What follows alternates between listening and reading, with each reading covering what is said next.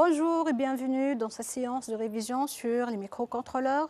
Notre séance est divisée en 3 parties. Nous allons commencer par l'introduction de la notion d'interruption. Ensuite, nous allons présenter les timers. Après, nous allons présenter les convertisseurs analogiques numériques. Commençons par l'interruption. Prenons l'exemple d'un enfant qui est occupé par un jeu sur son téléphone portable et soudain, sa mère appelle. Donc, il doit arrêter le jeu pour répondre à sa mère. Ensuite, dès qu'il recroche, il revient à son jeu à l'endroit où il s'est arrêté. Prenons un autre exemple de l'interruption. On a le feu de circulation qui fonctionne normalement et un malvoyant qui est arrêté sur le trottoir. Il veut passer la rue. Donc, il existe un bouton sur le panneau de feu rouge. Du coup, le malvoyant doit appuyer sur le bouton pour arrêter momentanément le feu de circulation. Il passe la rue et ensuite le feu rouge reprend son fonctionnement à l'endroit où il s'est arrêté.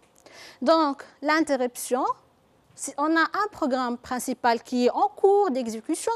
Ensuite, un événement imprévisible qui s'enclenche. À ce moment-là, le programme principal doit être arrêté pour aller exécuter un autre programme, ce qu'on appelle la procédure d'interruption ou bien routine d'interruption. Dès que ce programme se termine, donc on revient au programme principal à l'endroit où on s'est arrêté. On distingue 2 types d'interruptions. Donc l'interruption externe qui existe sur les broches externes du PIC, par exemple l'interruption sur la broche RB0, l'interruption sur l'une des broches du RB4 jusqu'à RB7. On trouve aussi des interruptions internes qui sont déclenchées par le déroulement de programmes, tels que par exemple le résultat du calcul ou bien le débordement de timer. Et par débordement de timer, donc ce registre de la mémoire de données, débordement du timer, c'est-à-dire que lorsqu'il arrive à sa valeur finale de la FF, c'est-à-dire lorsqu'il tout est mis à 1, pour revenir à la valeur finale, pour le réinitialiser, on utilise une interruption, c'est-à-dire le timer il va prendre la valeur 0. Ces interruptions sont configurées par des registres, tels que le registre INTCON pour le PIC 16F628A et le PIC 16F84A. Ce registre INTCON, donc, il est composé de 8 bits. Le bit numéro 7, c'est le GEE, c'est-à-dire si il est mis à 1 pour autoriser toutes les interruptions. Le bit numéro 6, donc pour le 16F876A, c'est-à-dire Peripheral Interrupt Enable Bit, c'est-à-dire autorise les interruptions causées par les périphériques. Ou pour le cas du PIC 16F84A, s'il est mis à 1, c'est-à-dire il va autoriser l'interruption causée par la fin de l'écriture sur la mémoire EEPROM. Le bit 5, donc c'est T0IE ou bien TOIE, c'est-à-dire autoriser l'interruption sur le timer 0. Le bit 4, INT-E, donc RBUE INT, Interrupt Enable Bit, c'est-à-dire on va autoriser l'interruption sur le port B.0. Le bit 3, RBUE, c'est RB Port Change Interrupt Enable, c'est-à-dire on va autoriser l'interruption par changement d'état du port B, du RB4 jusqu'à RB7. Et le bit 2, TOIF, c'est-à-dire on va autoriser, donc ce n'est pas une autorisation, mais plutôt c'est un flag, donc il est mis à 1 lorsque l'interruption du timer 0 est en cours d'exécution. Et le bit 1, INTF, c'est un flag aussi, ou c'est un drapeau qui est mis à 1 lorsque l'interruption sur la broche RB0 est survenue. Donc, et le dernier bit, RBIF, bit 0, il est mis à 1 quand au moins une des entrées du port B a changé son état. Rappelons que ces 3 bits-là, ils sont mis à 1 automatiquement par le microcontrôleur si l'interruption est survenue et on doit les forcer à 0 dans le programme avant de sortir de la routine de l'interruption. En résumé, toute interruption est gérée par 3 bits. Donc, le premier bit, c'est le flag, c'est-à-dire c'est l'indicateur ou bien le drapeau. Il est mis à 1 si l'interruption correspondante survient. Le deuxième bit, c'est le enable bit. Ce bit permet d'activer ou désactiver l'interruption. Et le dernier bit, le global interrupt enable, c'est le bit GEE pour autoriser tout type d'interruption. Le programme, donc, et on peut écrire le programme de la façon suivante. Donc, programme, nom du programme, point virgule. On déclare les constantes et les variables. Et aussi, on déclare la procédure d'interruption qui commence par interrupt. C'est un mot-clé, procédure, interrupt. On écrit les instructions et avant de sortir de cette procédure-là, on doit réactiver les interruptions par le bit GE et aussi remise à 0 de l'indicateur correspondant, soit remise à 0 du bit INTF, T0 et F et RBF. Ensuite, dans le corps du programme, on écrit begin, on configure et initialise le microcontrôleur, on configure aussi intcon de l'interruption et le end, point, c'est la fin du programme. Revenons maintenant à l'exemple qu'on a vu au début. Donc ici, le feu de circulation. On veut, donc, c'est un faux sonore. On a un interrupteur P qui était non actionné. Le feu fonctionne cycliquement de la façon suivante. Allumer la lampe rouge pendant 2 secondes. Allumer la lampe orangée au 1 pendant 0,8 secondes. Allumer la lampe verte V2 pendant 2 secondes. Ensuite, l'action sur le bouton P, elle va interrompre ce fonctionnement pour signaler, pour donner un signal sonore pendant 5 secondes pour que le malvoyant puisse passer. Pour le signal sonore ici, on a utilisé donc, la bibliothèque du son. On peut utiliser donc, Sound Init, c'est-à-dire on va configurer la branche du pic pour la production du son. Par exemple, si on écrit Sound Init pour C3, c'est-à-dire on va initialiser le son sur la branche RC3. On va donc connecter ce speaker-là sur la branche RC3. La deuxième procédure, donc Sound Play, c'est-à-dire on va générer le signal d'onde carré sur la branche appropriée. Par exemple, on peut écrire Sound Play 1100. C'est-à-dire, on va générer un son de 1 kHz. Donc ici, on a écrit 1000 pendant donc, la durée, pendant 100 millisecondes. Première question, on va compléter le tableau de configuration de Tris A et Tris B. Pour cela, donc, on a choisi de mettre le panneau sur la broche du port A, RA0, RA1, RA2, c'est-à-dire les broches, donc 3 broches sont en mode sortie et aussi on a le son, on va le jouer sur le port A.3. Donc on va utiliser cette broche aussi en mode sortie. Les autres broches ne sont pas connectées. Donc sur le Tris, on écrit, puisqu'ils sont sortis, donc on écrit 0, 0 comme output. Et pour les autres non connectés, on peut les utiliser comme étant 1. Pourquoi 1? Donc ici, les broches non connectées sont considérées comme entrées. Donc je vais donner les 2 cas. D'où on écrit Tris A, 2 points égal, $F, donc les 4 bits, premier donne F, et celui-là va donner 0. Pour le port B, donc pour le port B, on a connecté donc ici un bouton poussoir sur RB0, P, donc le port RB0 sera considéré comme entrée. Les autres broches ne sont pas connectées, donc entrée, on écrit dans Tris B 1, c'est-à-dire comme input. Les autres broches non connectées, donc on va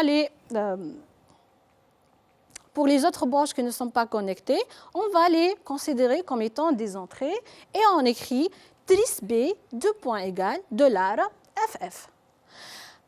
Ça, c'est pour le premier cas, si les broches non connectées sont considérées comme entrées. Pour le deuxième cas maintenant, si les broches non connectées sont considérées comme sorties, c'est-à-dire les sorties sont mises, les sorties du port A, on écrit dans le Tris correspondant 0. Pour les autres non connectés, on écrit 0 aussi. Donc, Tris A aura la valeur Tris A, 2 points égal à $00. Pour le port B, donc ici on a une entrée, les autres ne sont pas connectés, donc on va les considérer comme étant des sorties. On écrit 0, d'où la valeur de Tris B, 2 points égal à $01. Pour la configuration de l'interruption maintenant, on a dit que l'interruption est sur le broche RB0 int. Donc, sur GEE, on va valider validation globale des interruptions. Donc, on va écrire sur GEE 1. Pour PEIE, la deuxième broche du registre INTCON, c'est une interruption qui est causée par les périphériques. Donc, on n'a pas cette interruption, on va la mettre à 0. La troisième, bit 5, donc, interruption du timer 0. Non, on n'a pas besoin de cette interruption, on va la mettre à 0. L'interruption sur int e RB0, ben oui, on a besoin de cette interruption, donc on va écrire 1. Pour l'interruption sur les broches RB4 jusqu'à RB7, non, ils ne sont pas connectés ici, donc je n'ai pas besoin de cette interruption, on va la mettre à 0.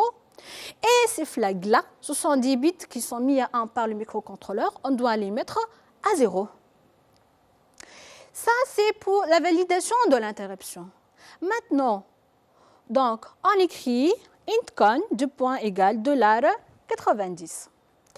Maintenant, si l'interruption est enclenchée, ce registre prend alors la valeur suivante. Les bits qu'on a mis à 0 initialement restent à 0. Mais le microcontrôleur, il va changer la valeur de GE et la mettre à 0. Il va aussi, donc, int E, elle reste à 1. Et il va changer la valeur de int F, il va la mettre à 1. Donc, avant de sortir de la routine d'interruption, on doit écrire alors, on doit donc réactiver GE, on va le mettre à 1. Int E reste toujours à 1. Et ce bit-là qui a été mis à 1, on doit le forcer à 0. D'où la nouvelle valeur, donc intcon de point égal à $90 et point virgule. Passons maintenant au programme. Dans le programme feu sonore, on va déclarer la procédure d'interruption. On a dit que interrupt, c'est un mot-clé. Donc, procédure interrupt, begin, jouer le son pendant 5 secondes. Donc, on utilise la bibliothèque de son. On écrit sound play, 1000, c'est la fréquence, 5000, c'est la durée, c'est-à-dire 5 secondes. Réactivation du bit GEE. Donc, on va écrire intcon.GE, égal à 1 point virgule. Donc, ici, on a utilisé seulement le bit GE. Ensuite, on va remise à 0 le bit intf, c'est-à-dire le flag. On écrit intcon.intf, égal à 0 et AND. Le corps du programme est le suivant. Donc, on va écrire la valeur du tris A. On a dit tris A, c'est en sortie, pour A en sortie. Donc, on écrit tris A, égal à 0, elle est en décimale. Valeur du tris B, donc, on peut le configurer comme étant des entrées. Donc, on écrit tris B, égal à 255. Initialiser les sorties, donc, pour A, égal à 0. Les diodes ne s'allument pas et le son n'est pas actionné. On va initialiser le son sur RA3. Donc, pour la bibliothèque du son, on écrit sound init port A.3. On a connecté le speaker sur RA.3. Ensuite, interruption sur RB0. On écrit la configuration du registre intcon. Donc, intcon, égal $90. While true do, donc le corps du programme, begin, on va donc écrire le fonctionnement normal du feu rouge. Donc, on va allumer R1 qui est connecté sur RA0. Donc, R1 va prendre 1 et les deux autres feux ne doivent pas être allumés. Donc, on écrit 0, 0. Les autres broches ne sont pas connectées, donc on écrit 0. D'où la valeur du port A égale à 1 en décimale. Donc, on va allumer R1 pendant 2 secondes, donc on écrit délai en millisecondes 2000. On va allumer maintenant la lampe orangée, donc E1. E1, c'est la lampe qui est connectée sur RA1. Donc on écrit sur R0, R1 ne doit pas allumer, donc elle va prendre 0. On allume uniquement O1, donc on écrit 1. V n'est pas allumé, donc on écrit 0. Les autres broches qui ne sont pas connectées, donc on écrit 0. D'où la valeur du port A. Donc port A, cette valeur-là, elle est en binaire. On la traduit en décimale, on écrit 2. D'où dans le programme, port A, égal à 2. On va attendre 0,8 millisecondes, donc délai millisecondes 800. Allumer V1. Maintenant, sur le port A, V1 connecté sur RA2. Donc, les deux autres diodes ne doivent pas être allumés. Donc, on écrit 0 dans R1, 0 dans O1. Seul V1 va prendre 1. Les autres ne sont pas connectés. Elles doivent être mises à 0. Ensuite, port A, il va prendre donc en binaire, donc 1, 0, 0, c'est-à-dire 4 en décimale. On écrit pour A, 2 points égale à 4. Attendre 2 secondes, c'est-à-dire on écrit délai en millisecondes, 2000, and et and. Passons maintenant à une autre partie, c'est les timers. Donc, le timer 0, c'est un registre de la mémoire de données. Donc, il assure deux fonctions, soit la fonction du comptage, soit la fonction de temporisation. Le registre de contrôle du mode de fonctionnement, c'est le registre option. Ce registre-là, il est composé par 8 bits qui sont les suivants. Le bit numéro 7, c'est le bit RBPU, donc Pull Up Enable Bit pour port B. Donc ce bit-là, il est mis à 1 pour le mode, donc pas de résistance sur, on ne va pas utiliser la résistance du port B, ou bien 0, c'est-à-dire le mode est actif. Le bit numéro 6, le int edge, interrupt edge select bit, donc il est mis à 1 pour une interruption si le front est montant sur RB0 int, ou bien il est mis à 0 si l'interruption sur le front descendant sur RB0 int. Le bit 5, T0CS, c'est pour le mode du timer 0. Soit il est mis à 1, c'est-à-dire le timer il va fonctionner en mode compteur. Et si elle est mise à 0, c'est-à-dire le timer il va fonctionner en mode temporisateur. Le bit 5, T0SE, donc c'est pour le front montant sur la broche RA4 CLK. Si elle est mise à 0, c'est-à-dire on va utiliser le front montant. Si elle est mise à 1, c'est-à-dire on va utiliser le front montant donc de l'horloge connectée sur RA4. Pour le bit numéro 3, le PSA, c'est-à-dire le choix de prédiviseur. Donc, prédiviseur est affecté au watchdog, c'est-à-dire on va mettre ici 1. Sinon, si on n'a pas un prédiviseur, c'est-à-dire on va écrire 0 dans ce bit-là. Les 3 derniers bits, ce sont des bits donc on va choisir à partir du tableau-là. J'ai mis ici un exemple. Donc, le contenu du registre du timer 0 est incrémenté à chaque 32 cycles du signal présenté sur la broche RA4 CLK. Donc, à partir de ce tableau, donc, je peux choisir alors la valeur 1, 0, 0. Donc, on écrit dans PSA 0 et on écrit dans PS2 1, PS1 0 et PS0 0. Activité, donc ici, on va choisir activité, donc on va programmer le timer 0 en mode compteur. On désire donc réaliser un compteur modulo 8 sur front montant en utilisant un microcontrôleur, le PIC16F628A. Lorsque le timer 0 arrive à sa valeur finale du comptage, une interruption sera active pour effectuer sa remise à 0, c'est-à-dire son débordement. On a donc ici connecter une horloge sur RA4, c'est-à-dire le timer 0 en mode compteur.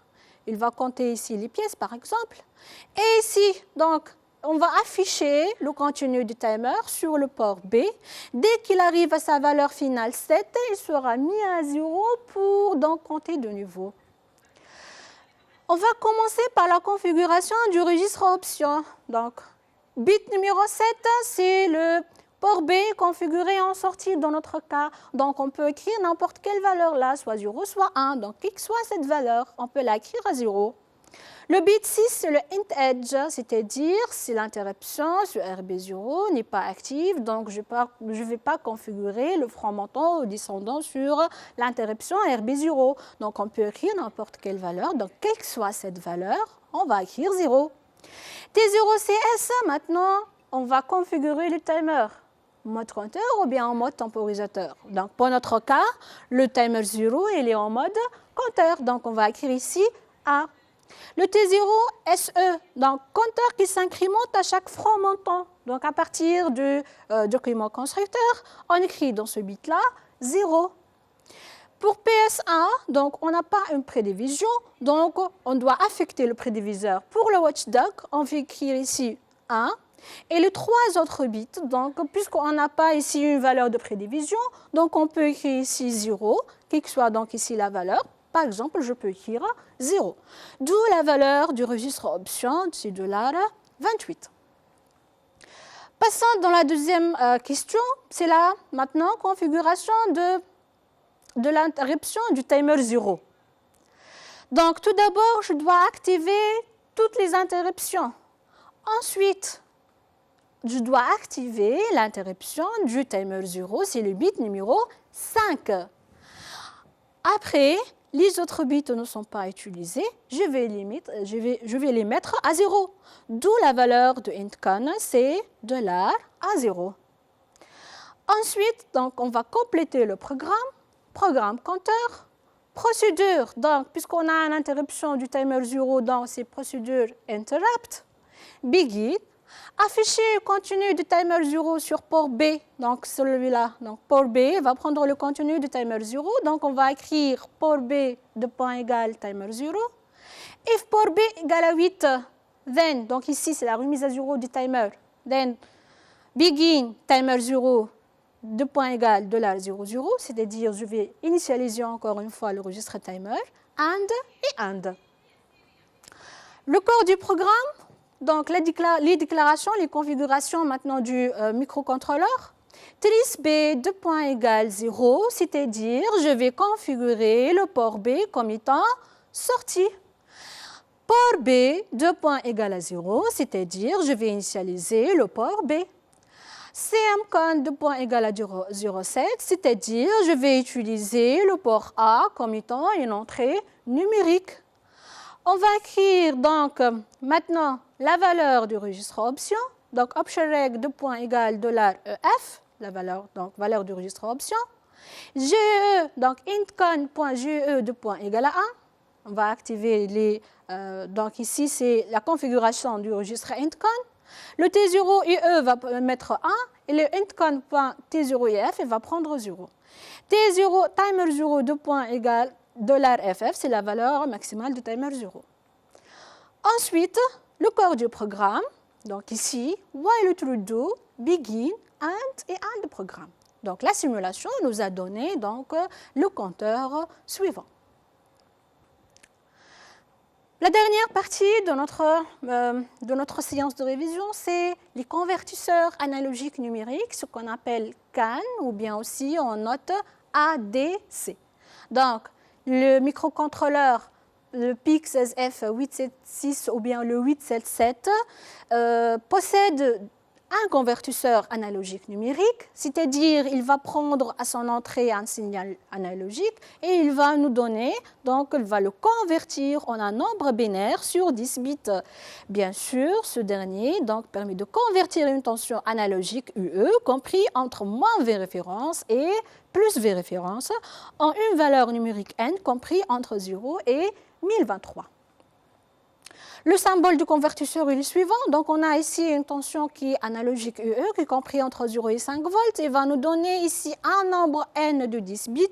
Donc, si UE va donner un nombre n, donc pour la valeur maximale de UE, 5 volts, elle va me donner 1023, c'est-à-dire la valeur maximale de n. Donc, la relation entre n et UE est la suivante. N égale 1023 sur 5 fois UE. Le registre de contrôle de convertisseur, c'est le ADCON 1 dans notre cas. Donc, ce registre il est composé de 8 bits. Donc, le bit numéro 7, c'est le bit ADFM. C'est-à-dire, c'est la justification du résultat du convertisseur du 10 bits sur 10 bits. Et le résultat de la conversion, il est donc enregistré dans d'autres registres qui sont adresse H et adresse L. Donc, si ADFM égale à 1, le résultat de la conversion est justifié à droite, c'est-à-dire on va lire le mot n de droite vers la gauche. On va écrire ici le bit 0 dans l'adresse L jusqu'à bit 7 et dans l'adresse H, on continue par B8 et B9. Les autres bits ne sont pas utilisés, on va les mettre à 0. Si ADFM égale à 0 maintenant, le résultat de la conversion est justifié à gauche. Donc, on va écrire de gauche vers la droite. Donc, B0 jusqu'à B9. Et les autres ne sont pas utilisés, donc on va les mettre à 0. Pour les 3 autres bits ne sont pas utilisés, donc on va les lire à 0. Les 4 autres bits donc celui-là. 70 bits, donc il permet de choisir l'entrée analogique et la tension de référence, conformément au tableau suivant. Donc ce tableau-là, il est donné par le constructeur. Ce qui nous intéresse dans notre cours, c'est les valeurs. Donc on s'intéresse uniquement au cas où V référence moins égale à 0 volts, c'est-à-dire VSS, et V référence plus égale à VDD, c'est-à-dire 5 volts. C'est-à-dire les lignes qu'on peut choisir sont les suivantes. On peut choisir seulement V référence moins VSS, V référence plus c'est VDD. Et cette valeur-là, c'est pour configurer le port donc en mode logique, c'est ADCON 1, on écrit 0,6. Les procédures prédéfinies par le micropascal sont les suivantes. Donc, ADC init, ce qui permet de configurer automatiquement le module convertisseur analogique numérique. Et ceci conformément donc V référence moins égale à 0 et V référence plus égale à 5 volts. Donc, la deuxième ADC get sample canal donc, permet de lire le résultat de la conversion sur le canal fourni sous forme d'un mot de 16 bits. La troisième instruction, ou la bien procédure, c'est ADC read canal. Donc, dans cette procédure, donc, elle permet d'initialiser le convertisseur, démarrer une opération de conversion, puis lire le résultat de conversion. Une application ici, on désire lire et afficher la température d'un capteur LM35. On utilise le microcontrôleur de type 16F876A et le résultat sera affiché sur un écran LCD. Donc ce schéma-là. À partir de ce schéma, donc, on regarde bien que le capteur est branché sur la broche RA0 AN0. Donc cette broche-là doit être configurée en mode analogique. Le registre, donc ici le port C, sur le port C, on a connecté l'écran LCD. Donc la configuration du port C sera en mode sortie. Donc, sachant que la justification des bits de résultat étant à droite, complétez la configuration du registre ADCON 1. Ici, à noter que seul le port A0 est en mode analogique. Donc, dans le bit ADFM, on va écrire 1, justification à droite. Les trois autres bits ne sont pas utilisés, on va les lire à 0. Maintenant, qu'est-ce qu'on va écrire dans ces bits-là? On revient alors au document constructeur. Dans ces bits-là, on a dit que AN0, seul AN0 qui est une entrée analogique. Selon ce tableau-là, donc on cherche où existe donc AN0, la seule qui a une valeur analogique, les autres sont numériques. Donc on choisit cette valeur-là et on écrit dans les 4 derniers bits 1, 1, 1, 0. D'où la valeur du registre ADCON 1, la suivante. Donc on écrit 1, 1, 1, 0 et ADCON 1, on peut écrire la valeur en binaire et dans ce cas-là, on écrit ADCON 1, 2 points égale pourcentage et on écrit la valeur sur 8 bits en binaire. Ou bien, on peut l'écrire en hexadécimal, ADCON 1, 2 points égale $, 8, les 4 premiers bits, 8, et les 4 derniers, ça va donner E en hexadécimal. Passons maintenant au programme. Donc, programme conversion, point virgule. Var, valeur conversion, donc on va définir une variable de 2 octets. Donc on écrit word, point virgule. Var, variable calcul, donc 4 octets, c'est-à-dire, donc c'est une variable de type 4 octets pour le calcul. On va écrire ici, donc real. Ensuite, on va déclarer une variable de 1 octet. Donc on écrit température de point byte. Point virgule. Et ici, on va déclarer une variable valeur affichage. C'est une chaîne de 3 caractères, donc on écrit string 3. Ensuite, la configuration maintenant de l'écran LCD, les connexions nécessaires. LCD RS, donc sur ce schéma-là, RS, c'est cette broche-là, elle est connectée sur RC0, donc on écrit sbit at pour C.0. La broche EN c'est cette broche-là, donc elle est connectée sur RC1, donc on écrit LCD out, LCD-EN de point SBIT-AT pour C.A. Ensuite, D4, c'est cette broche, elle est connectée sur RC2, donc on écrit LCD D4 SBIT-AT pour C.2.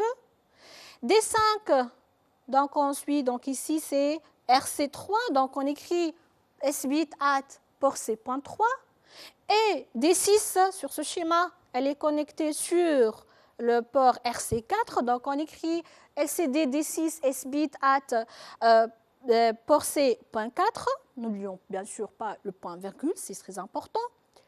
LCD D7, maintenant la dernière diode, donc broche D7, elle est connectée sur RC5, donc on écrit SBIT-AT pour C.5. De même, donc, on respecte ces broches-là pour configurer les trisses. Donc, on écrit dans les trisses maintenant RS, donc LCD RS Direction, c'est sur trice C, SBIT-AT, trice C.0, puisqu'il était mis sur le port C.0. LCD-EN Direction, donc SBIT-AT pour trice C.1. LCD D4 Direction, donc comme on écrit là, c'est un bit sur trice C.2, configuré sur trice C.2. LCD D5 Direction, donc SBIT-AT trice C.3. LCD D6, donc SBIT-AT trice C.4, puisqu'il est connecté sur le port C.4. Et enfin, D7 connecté sur port C.5, donc ici on doit configurer SBIT-AT trice C.5. Donc ça c'est pour la connexion de l'écran LCD avec le microcontrôleur. Maintenant, le corps du programme, on va initialiser le module LCD, donc on va écrire LCD init, parenthèse, deux parenthèses et point virgule. Ensuite, LCD commande, LCD cursor off. On va compléter donc par le commentaire. On écrit désactiver le curseur. On veut écrire T égale à la ligne 1, colonne 1. Donc on utilise les procédures prédéfinies de l'LCD. C'est la procédure LCD out.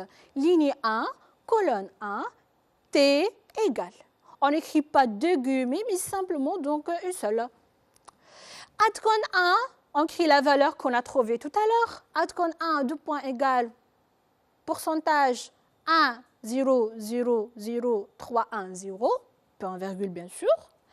Ensuite, on va initialiser le module du convertisseur. Donc, on écrit ici ADC init, ADC, c'est-à-dire le convertisseur initialisé, ADC init, deux parenthèses, point virgule. While true do, donc maintenant on va commencer notre programme. Convertir donc la tension V au RA0 en un nombre n. Donc on va écrire valeur conversion égale donc ADC read 0. C'est-à-dire on va lire, convertir la valeur lit sur la borne à N0. Ensuite, variable calcul, on va calculer maintenant valeur conversion fois 500 sur 1023. Température de point ici égale variable calcul. Qu'est-ce qu'on est en train de faire là? Eh bien, on est en train de transformer en hectare de la partie entière. Ensuite, on va convertir la température en un texte, c'est-à-dire on utilise l'instruction byte to str, donc du octet vers une chaîne de caractères. Byte to str, température, et on va la convertir dans une nouvelle valeur, s'appelle valeur affichage. Maintenant, on veut afficher la valeur de la température à la ligne 1, colonne 3. Donc, on écrit LCD out 1,3, valeur affichage. Après, donc, on va afficher le symbole degré, ce symbole-là. Donc, on écrit LCD char 1, ligne 1, colonne 7, et on écrit donc en binaire sur le code du degré. Enfin, ensuite, donc, affichage de C, Celsius, donc ce caractère-là. Donc, on écrit LCD char 1,8, le caractère C. Attente 500 millisecondes, donc c'est l'instruction délai en millisecondes 5 sons. Donc, Inde et Inde. Voilà pour aujourd'hui et merci pour votre attention.